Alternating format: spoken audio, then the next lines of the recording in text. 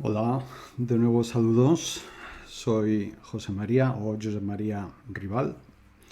Este es un nuevo vídeo de la serie que estoy dedicando al libro El coraje de sanar, guía para las mujeres supervivientes de abusos sexuales en la infancia. Pero esta serie de vídeos destinada a compartir los contenidos esenciales del libro acompañados de comentarios, aportaciones y otros recursos por mi parte, no está dirigida exclusivamente a mujeres que sufrieran abusos sexuales durante la infancia, sino también a hombres, como fue mi caso.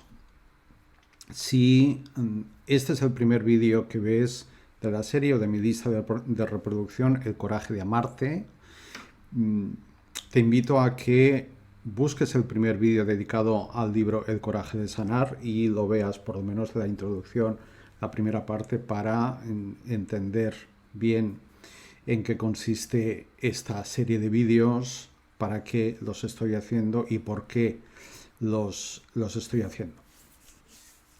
Bien, perdón, el vídeo de hoy, siguiendo con los contenidos del libro tal como aparecen en orden secuencial, está dedicado al tema de buscar apoyo, que es el título de uno de los apartados de del primer capítulo. ¿O es la introducción todavía? No, es la introducción todavía. Es uno de los apartados, de los últimos apartados de la introducción del libro. Para quienes llegáis por primera vez, este es el libro, tal como fue editado, publicado por Editorial Urano a principios de los años 90. El libro está descatalogado, la editorial no va a volver a publicarlo y esa es una de las razones por las que empecé a hacer esta serie de vídeos que va a durar mucho tiempo, porque mi intención es cubrir todo el libro, si es posible. Bien, buscar apoyo es uno de los últimos, es el penúltimo apartado de la introducción. Y antes de leer los fragmentos fundamentales del apartado, que es muy breve, de hecho voy a leer todo el apartado, quisiera hacer algunos comentarios previos que creo que pueden ayudar un poco más también.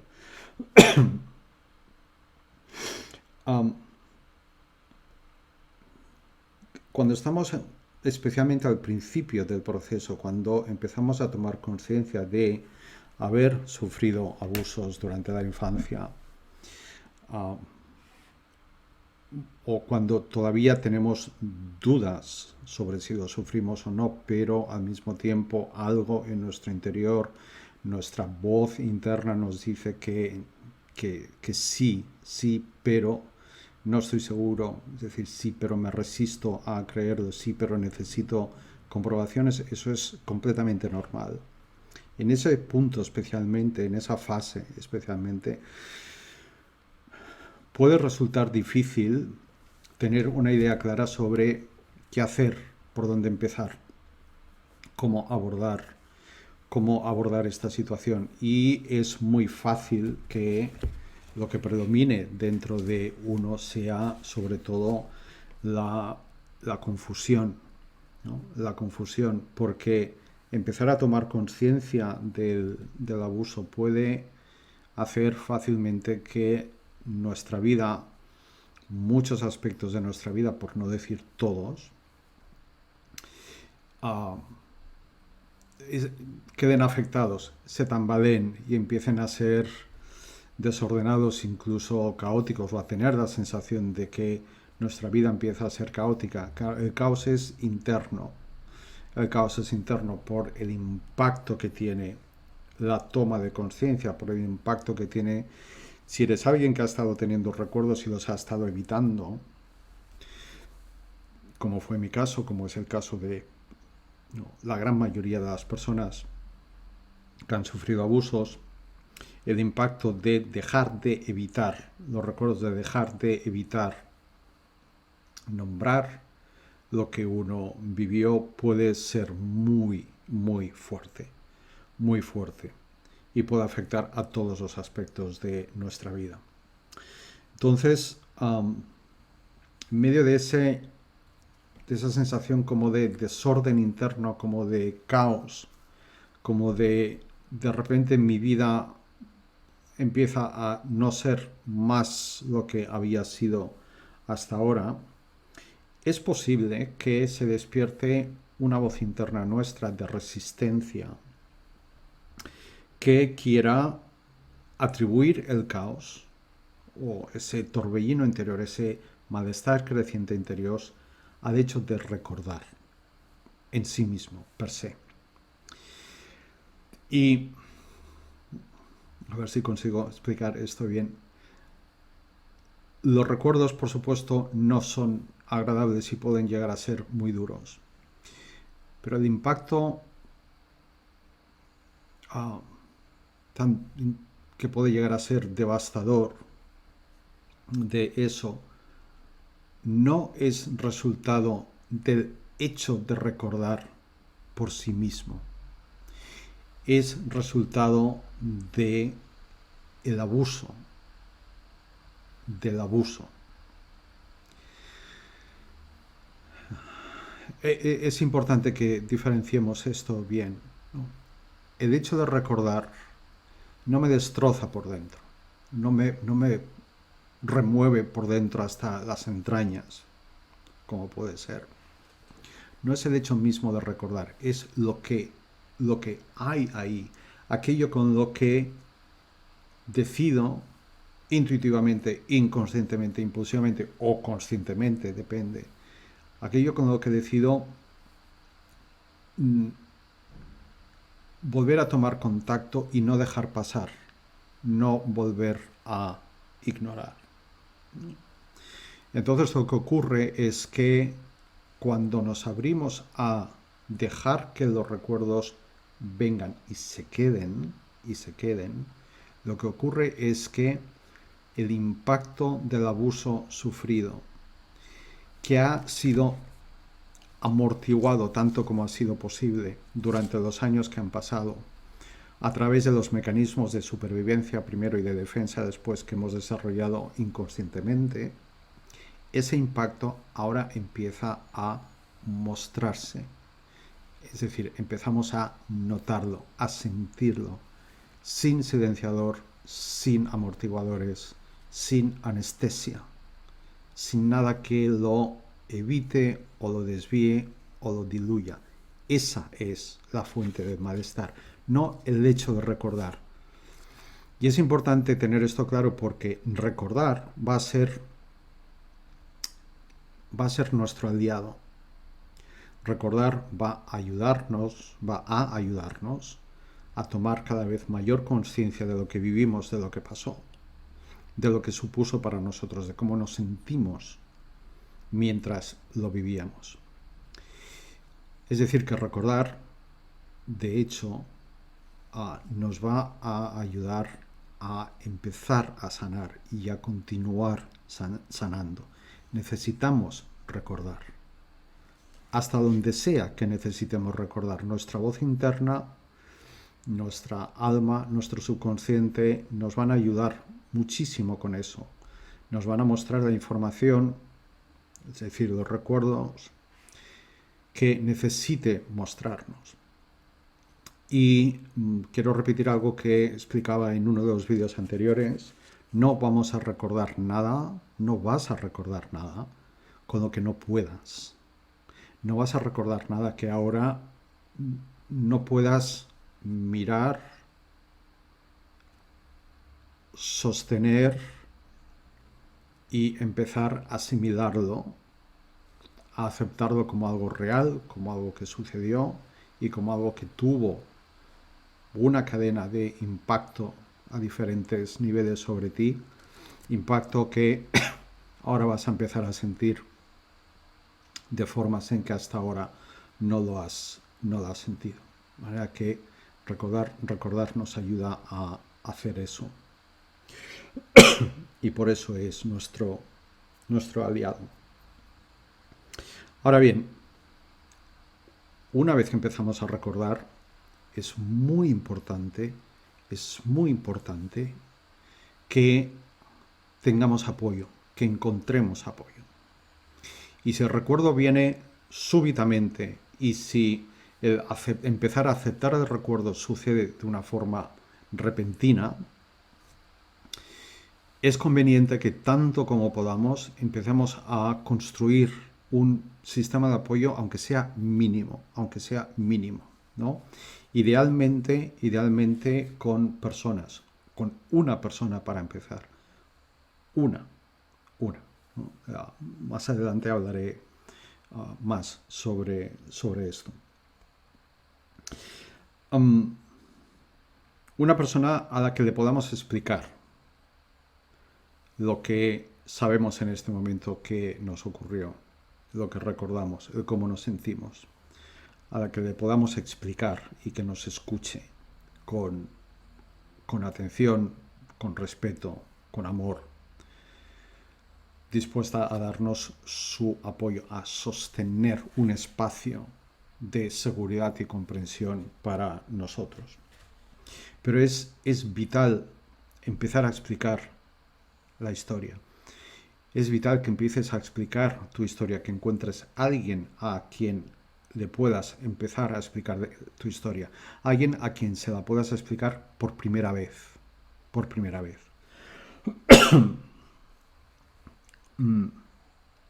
Entre otras cosas porque eso significa empezar a romper el silencio que ha estado envolviendo, ocultando lo que ocurrió, protegiendo lo que ocurrió, protegiendo a la persona o las personas que abusaron de ti y protegiéndote también a ti, a esa parte de ti que no podía sostener esto, que no podía soportarlo, asimilarlo, empezar a integrarlo, pero que ahora sí ya puede. Si no rompemos el silencio, si no consigues romper el silencio, mientras no consigas romper el silencio con una primera persona,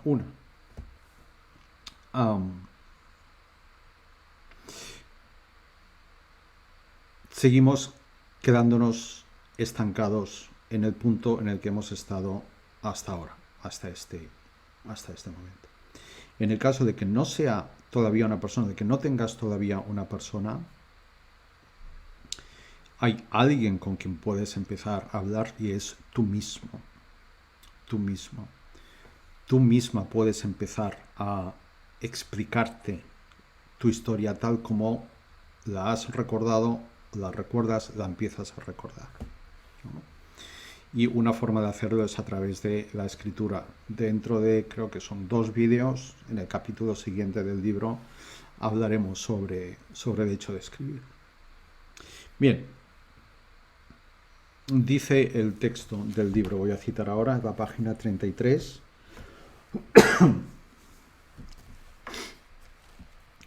Por grande que sea el compromiso en sanar, es muy difícil curar sola del abuso sexual sufrido en la infancia. Gran parte del daño es consecuencia de la ocultación y el silencio que rodeó al abuso. Tratar de curar a la vez que se perpetúa ese silencio en soledad es prácticamente imposible. Es fundamental contar por lo menos con una persona a quien se pueda confiar el dolor y la curación. Esa persona puede ser otra superviviente, una participante de un grupo de apoyo, o un terapeuta o un consejero. Puede ser el compañero o la compañera, la pareja, un familiar, un hermano o una hermana que también haya sufrido lo mismo. Lo ideal es tener una combinación de muchos recursos. Creo que aquí, antes de seguir, es importante recordar brevemente que en la inmensa mayoría de los casos de abuso sexual a menores, los perpetradores del abuso son personas próximas al menor, a la niña, al niño, al adolescente. Son personas de su entorno, son personas que ese menor conoce. Y eso hace que la losa del silencio sea todavía más necesaria y más urgente para la psique del menor, y sea todavía más pesada de levantar, sobre por qué una niña o un niño o un adolescente que están siendo abusados no lo explican, no hablan. Hice algunos comentarios en el vídeo anterior y podéis ver también en mi lista de reproducción El coraje de amarte, el segundo vídeo de esa serie, que se titula Los niños abusados no se lo inventan. Ese vídeo está dedicado completamente a este tema. Bien, entonces,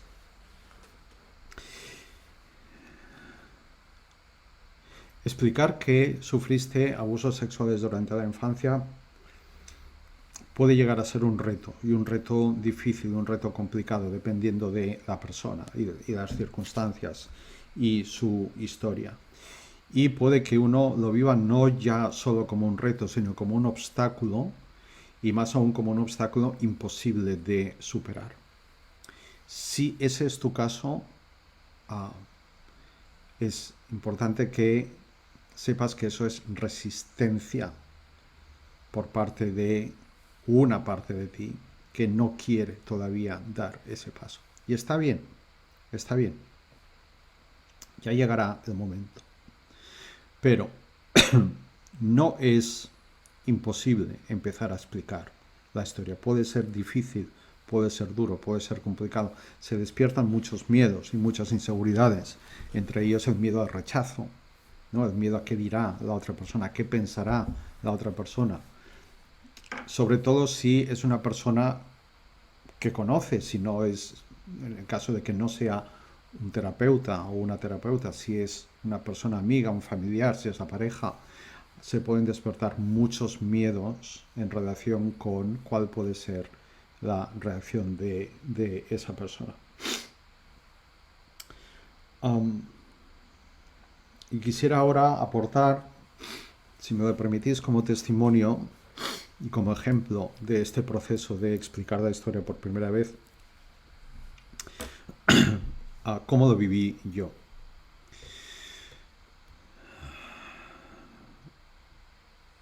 Yo empecé a afrontar el abuso sexual que había sufrido por parte de mi madre mientras era niño, hasta los 12, 13 años, no recuerdo exactamente, pero alrededor de esa edad, a los 46 años. Vivía en Estados Unidos y estaba casado, llevaba 17 años con la que era entonces mi esposa.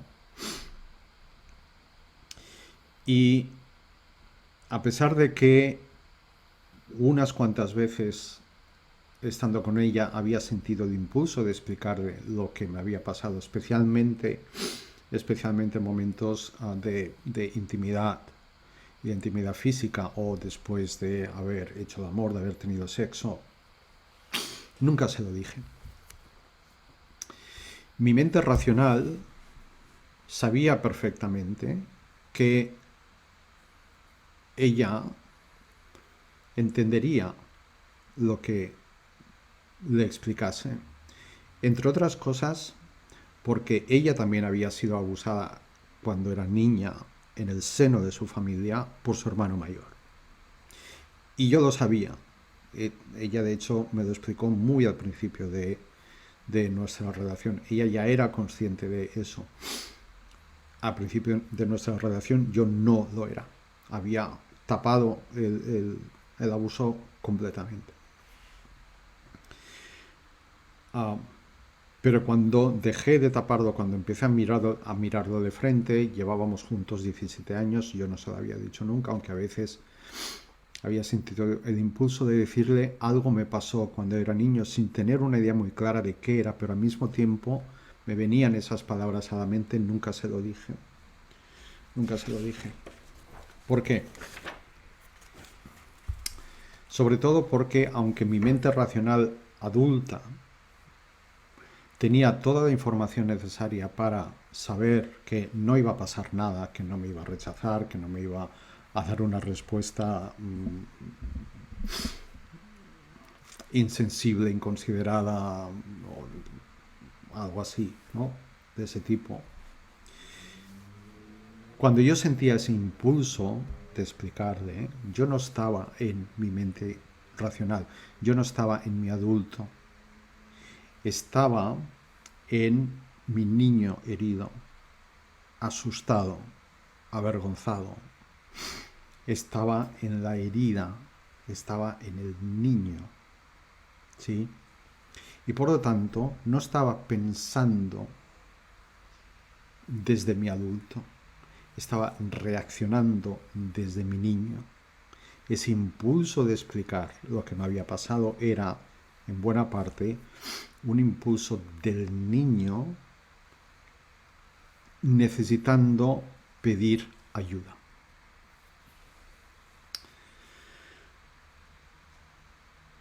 Y por eso,